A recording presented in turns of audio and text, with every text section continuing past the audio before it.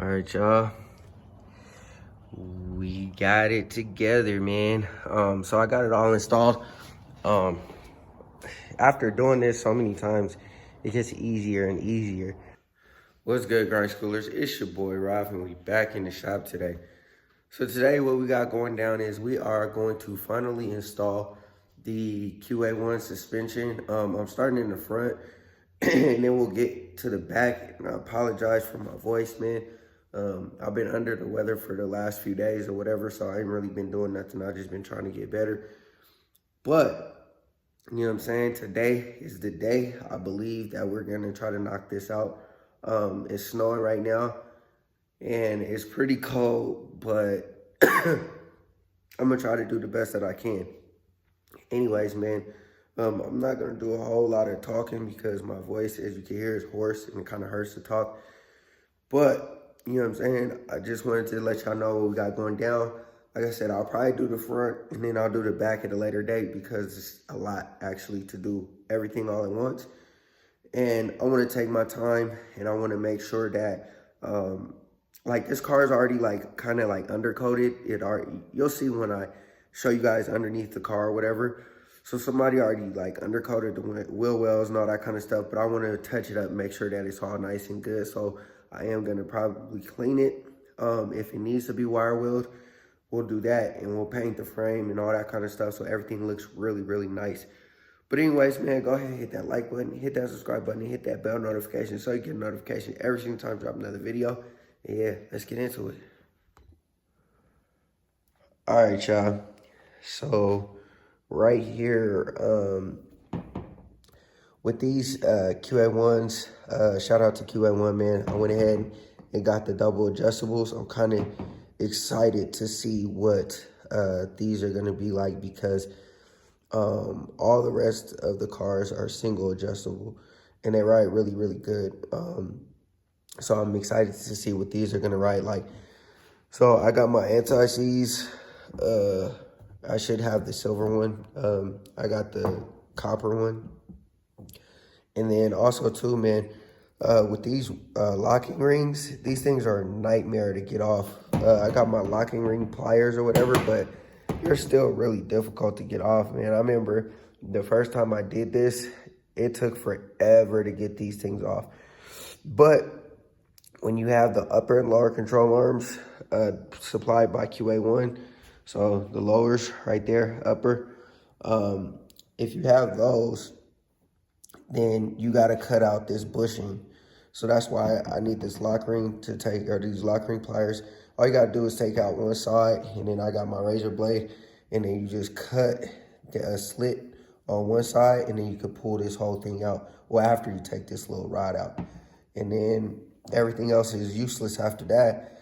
And then the bolt goes through the bottom. So the instructions tell you all that, but you know what I'm saying? It's just a side note because, like I said, these lock rings are kind of difficult to get off. I might not even use these lock ring pliers. I might just take the regular pliers and just pull it off or something because I don't really care about damaging it because, you know what I'm saying, like, I'm not going to use that. You don't need it once you take it off. So, but I'm going to go ahead and start here, start getting this all prepared so that I can, I'm not going to put the anti-seize on it yet, but I want to get this off so that, you know, when I take everything off, I'm not up against having to come back, stop, pull these things off, and then gotta, you know what I'm saying, prepare them. So I want everything prepared this time so I could just knock it out as smoothly as possible. So I think what I'm gonna do is I'm gonna go ahead and put the car in the air, and then we'll get started, get these wheels off, get the brake calipers and everything off of the car, or disconnected, and then we could go ahead and move forward. All right, y'all. This ain't gonna be like a how-to or nothing, because I've already done this before, and there's plenty of videos out there on how to install these things. It's just an installation video. But side note, you definitely need to make sure the car is lifted up high enough so that when the bottom control arm is disconnected, or the upper control arm's disconnected and the whole spindle comes down or whatever, however you do it, whatever, there's enough room for the lower control arm to like have play in it, so it's not hitting the ground. Because if it hits the ground, then it's not gonna be long enough for that spring to pop free. So just a quick little side note, you know what I mean? But anyways, man, I'm gonna go ahead and get these wheels off, and then we'll start getting to work. All right, y'all. So, with these Qa1 joints, you know what I'm saying, like the coilovers, like I said, if you got the control arms with the kit, you got to cut this bushing out, and then everything else is pretty much trash. It's kind of useless. They send it so that you can hook it up to your like stock control arms and stuff like that. But since we're going with theirs, we could eliminate this bushing. You got to cut it with one of these. It's fairly simple. It's not too difficult at all. And this time around, this is my third time doing this. This is going a whole lot faster than the first time I did it. The first time I could not figure out how to do that lock ring. I got the lock rings out using those lock ring pliers within like a minute this time. So each time you do something, man, like just repetition, you just get better at it. I did accidentally scratch it up because I was using my metal knife because the plastic one broke, and it just was taking too long to cut through it. But it's all good. You know, I'm not really tripping on that too much. But I'm gonna go ahead and get this one out, and then I'm not gonna put the anti-seize on it yet, because once you do so, you gotta make sure that these don't set down nowhere, because it'll pick up everything, every little rock, dust, whatever, to get all messy everywhere. And I don't want that to happen. So I'm gonna wait on the anti-seize. I just want to make sure that these are good. Also, make sure you got your grease gun handy so that you can grease everything up. So those little things there, I'm doing exactly like how I did on the Elko. I'm gonna grease those. I'm gonna grease these. The sway bar also has little grease things on them as well, but I'm gonna wait. I gotta wait until that goes on the car. But that's pretty much the only thing that I'm gonna wait to go on the car before I grease it. That's also something I learned too. Another little strategy I picked up: just grease it while it's out of the car. Make sure you have your grease gun handy, and it makes your life so much more simple, because you know you don't want to be up under the car trying to put the grease gun in there, and then also trying to make sure the grease comes out. At least when it's out of the car, you kind of know that the grease is getting in there, you know what I mean? Because you can kind of see it a little bit better instead of trying to be up under the car trying to figure out whether it's going in there or not. But anyways, man, excuse me. I'm gonna cut this other one off, and then we gonna just go ahead and start getting busy, yo. All right, y'all. So quick update where we're at. Yo, it's a really good thing that we're attacking the suspension, because when I was driving the car, I could hear it like clunking a little bit. And obviously I felt like it was suspension related. But I thought these parts were like at least semi-new, you know what I'm saying? Cause they looked like they were, but they just, I don't know. I don't know. But anyways, brake pads, I thought they were good. You can see this one right here, so pretty ribbed up. So this rotor will have to be replaced, I'm sure. It's probably messed up in the back. I could turn it, but we're gonna do a whole different setup. Definitely need new brake pads, bigger brakes, period. The brake line is messed up, so we gotta replace the brake line. I messed up the tie rod was already split, and it was leaking grease out, and I just messed it up a little bit more, but whatever, it's already broke. But I don't know if you guys can see, but that's what the tie rod at the bottom looks like. It looks like it's bent. There's no cotter pin, and it looks like it's bent.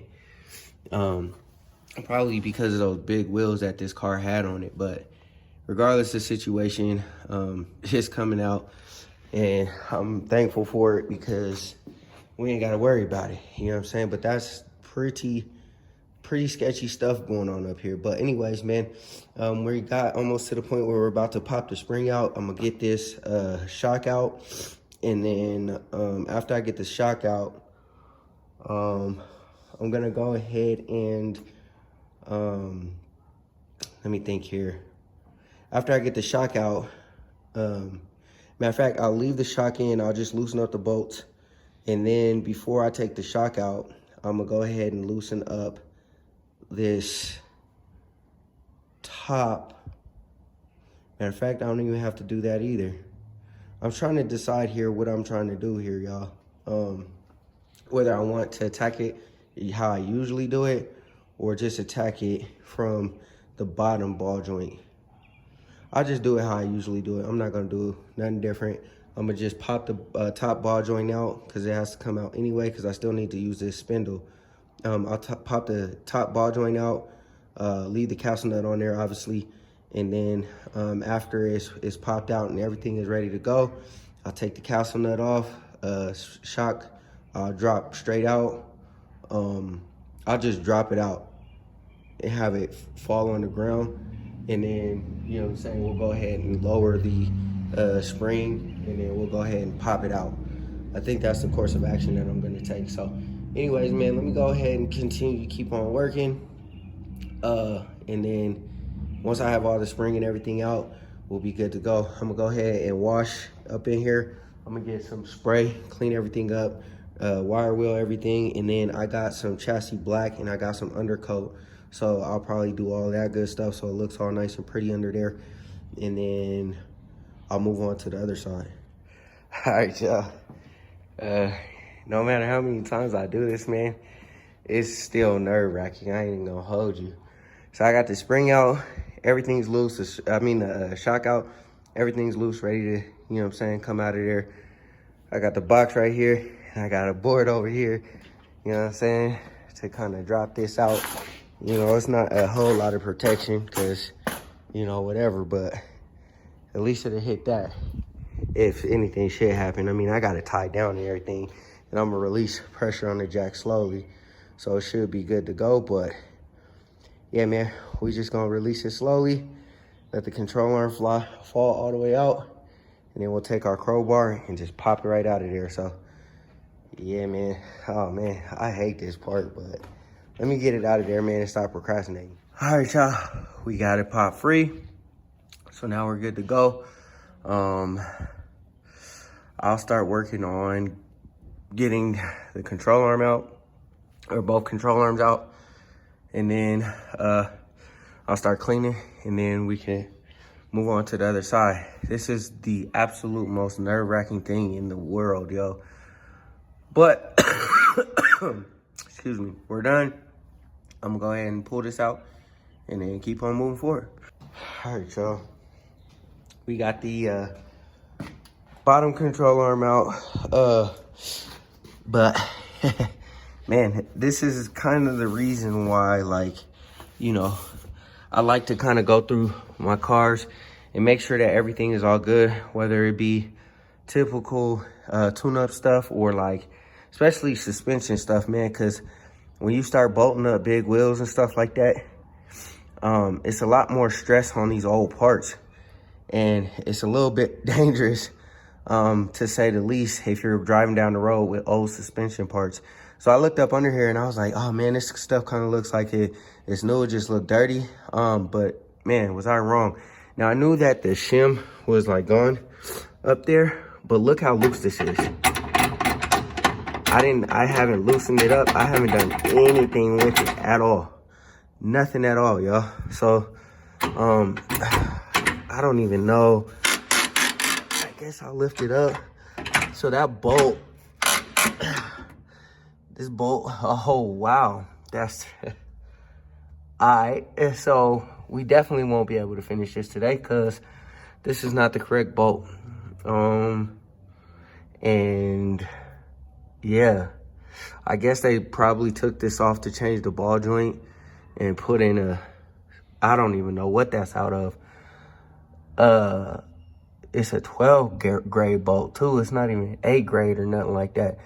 But these bolts have like that little knurl on it so that you know what I'm saying, it doesn't spin or whatever. But, you know what I'm saying, I don't have another bolt, so I'm not even gonna be able to finish this today because I don't think I get supplied with the bolts for the upper control arm. Matter of fact, I don't, because I already threw the box out and there was nothing in there. And I remember using my stock ones on both cars. And you're supposed to replace them when you replace this stuff, but that's not right, man. So I'm gonna have to get on the internet and find me a bolt for this control arm, because I don't think that O'Reilly's will have what I need, or at least, you know, I don't even know who to address to get what I need. But anyways, man, so regardless of the situation, I might just put it back like that for now, because, you know, once I put it on, it doesn't really matter. Like, it's not difficult to like put everything back together and replace the bolt, take the bolt out, put it back in, stuff like that. So I might just use these for now, but just to hold it until I can get another bolt so I can put everything back together. But I'm not gonna drive the car or anything. I'm gonna do what I need to do, but I'm definitely gonna take my time doing my wire wheel and clean up and all that kind of stuff. So I'm gonna screw this other control arm out. I'm gonna take these bolts out and then I'll move on to the next side. All right, y'all. I used some, just some quick little oven cleaner to get the grease out of there before I wire wheel it.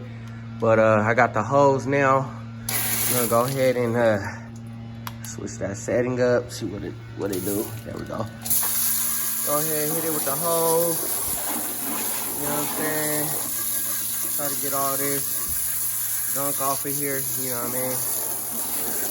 Clean it up the best that I can, just so that it looks nice. And then we'll hit it with the wire wheel, and then we'll paint it on up. All right, y'all. So I went ahead and wire wheeled the frame. I'm gonna go ahead and hit it with some prep oil. I don't have any rust mort for that. This spot right here and all this spot right here, I was hitting it with the wire wheel and it just wasn't cleaning up. So I think what I'm gonna do is I'm gonna just leave it like that for now. If it ever gives me an issue, I'll go back in and I'll respray it or clean it up or whatever. It's not really that big of a deal. Not too concerned about it. It's not like it's real actual rust, it's just surface. But so now I'm gonna clean it up. I'm gonna hit it with the Scotch-Brite first, and then I'm gonna clean it up. And then after I'm done with that, I'm gonna go ahead and hit it with the primer, hit it with this chassis black, string chassis black that I had left over from the Elco frame. And then I'm not touching the top side yet because that's gonna get done at a later date. You know, I could clean all that up, but you know, like I said, that'll get done at a later date. I'll probably redo these wheel wells and stuff like that. I'll take them out and do them because it looks like the undercoating is like peeling off and stuff like that. And I really don't want to get all in there scraping that and getting that all cleaned up. I'll do that at a later date when I put a motor and do the inside of the engine bay. But for now, like I said, I'm hitting it with this Scotch-Brite, hit it with this prep oil, get this stuff painted so I can get these parts installed. And then we can move on to the other side and this job will be done. All right, got that primer laid. Now we're just about to spray this chassis black and we can start assembling everything. Like I said, I gotta get new bolts, so I'm gonna just put it together loosely and then it'll just be what it is until I get the new bolts. But yeah, let's get this all wrapped. Frame is dry now, so we should be good there. We got the control arms ready to go. They're already greased up. You can see it's oozing. Use my grease gun, did it out of the car. So much simpler. I don't have to try to be up under there trying to, you know what I'm saying, do something under the car or trying to put the thing over the top, making sure that the needle is on the actual stud or whatever it is. We also got the coilovers ready to go. There's a spherical bearing that I totally spaced out when I took out the rubber pieces, and I said, I think that's it. There's a spherical bearing that comes with the lower control arm that you gotta install for it to work with the control arms, which you ain't gotta order nothing extra. It comes with the lower control arm if you know what I'm saying, you're switching over from stock to the Qa1 joints. But what the coilovers don't come with, if you only order coilovers, it only comes like this. It doesn't have the thrust bearing. The thrust bearing is this little thing in the middle here that sandwiches in between two of these rings, and it makes sliding these really, really, really simple. So that part number is 788-109. And you know, it definitely makes life easier when adjusting these under the car, but you know what I mean? Make sure if you're gonna just get coilovers by themselves, make sure you get the spherical, the thrust bearings. All right, y'all. We got it together, man. So I got it all installed. After doing this so many times, it gets easier and easier. I took my time, obviously. I didn't like rush anything, but I got everything tightened up. It's not torqued down or anything. I left those bolts at the top just hanging right there. I didn't tighten those up for the upper control arm, and I'm gonna leave the spindle off because I don't want any like pressure on it or anything. I'm gonna just put the spindle right there until I can get some new bolts for the uppers. So unfortunately, we might not see the right height in this video. I wanted to, but you know what I'm saying, I'm not trying to do double work just to, you know what I'm saying, like show the process, if that makes sense. You know what I mean? But it looks so good, y'all, man. Like, let me know what y'all think. I should have took this sway bar out, but you know what I'm saying, it is what it is. It'll just chill there for a second until I decide to go do the other side and knock that out. But man, look how the frame came out, man. I still got to do the underside and the top side and all that, so don't worry about none of that. But it complements these Qa1s so well. Oh, so well. Man, motor, don't even worry about that either, because that's going to come out too. But yeah, man, I'm so happy. I'm thrilled with this setup, man. It looks so good underneath here. Wow. All right, y'all. So we pretty much got this whole entire side out. The most nerve-wracking part of this whole entire job is done. The spring is out of there. Unfortunately, everything was going smooth. And of course, y'all still see the lower control arm in there, which I think that's the reason for that is. So unfortunately, I was hoping that this was not gonna be the case.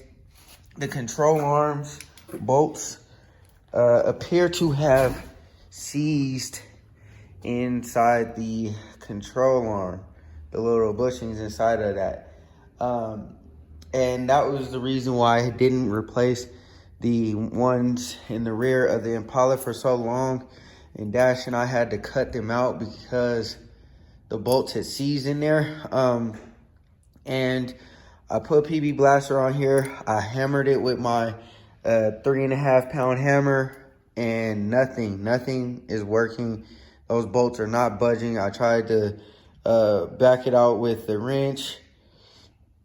Everything. I've tried everything, and it's not coming out. I'm not going to waste no time on it, though. I could use heat, but the chances of me being able to heat it up enough to get it loose, because it's in the middle, it's seized within the inside the bushing, is probably not going to happen. So this time around, we're not wasting no time. We're going straight to cutting. I'm not wasting no time. We're going to get right to it. So I wanted to get the car down on the ground. I wanted everything to be solid and copacetic, but unfortunately, this is probably going to be the end of the road. The next video, you will see the car down on the ground, and we'll be attacking the ones on the back as well. But I think this is going to do it for right now, just because I have ordered more parts. I ordered the whole entire steering linkage, just so that, you know, I'm just making everything brand new, doing it once under the car right now, getting it done and taken care of so I don't have to come back to it.